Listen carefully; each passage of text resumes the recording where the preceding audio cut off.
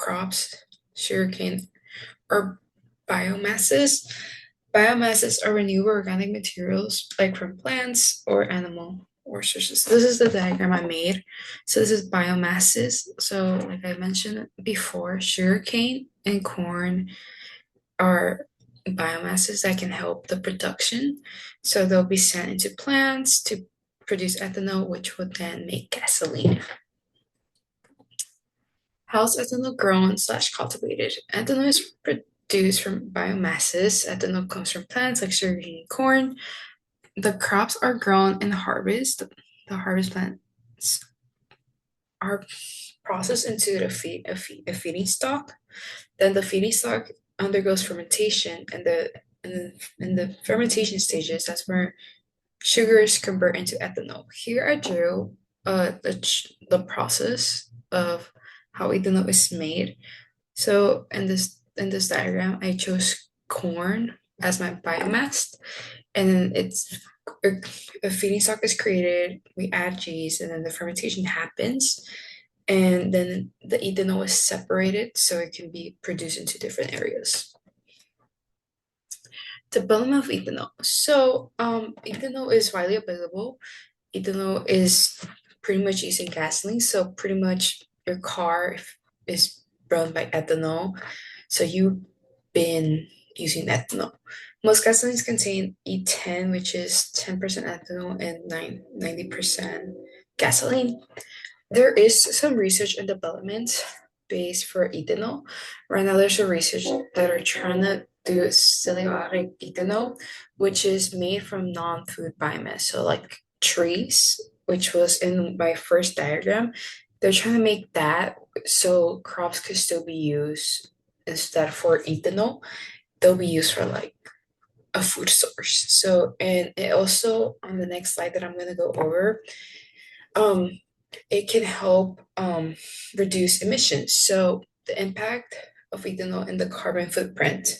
So pretty much the carbon footprint is how much amount of green gases are released into the atmosphere. So what does ethanol do? I'm gonna move my thing.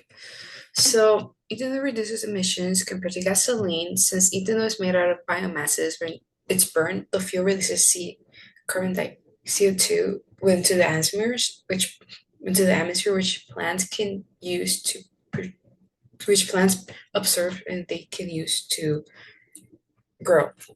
Ethanol can reduce the emission by 30% to 50% depending on the factors. So the feeding stock or the production can reduce the effects. And then, like I mentioned, the solar ethanol reduction is would reduce it.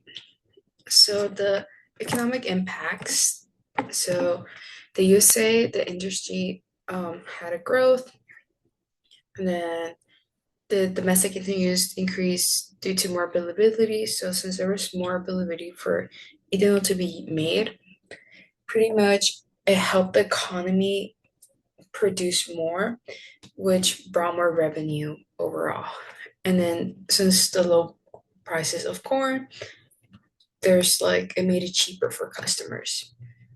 So how can ethanol affect the public? So since it lowers the fuel cost, it makes gasoline much cheaper.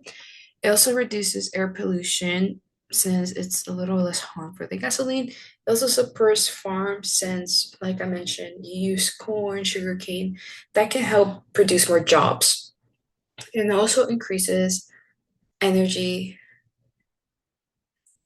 And for example, if you drive a car, it gives you more of an option whenever you pick the gasoline you want to use. Ethanol can give you an option of E10, E15, and E55. So overall, based on the data, I concluded that it helps the environment. It can produce, since the production is more accessible because it's from premise, it's very easy to produce. It helps the economy and it benefits the public a lot. These are some of the sources I used, and thank you. Okay,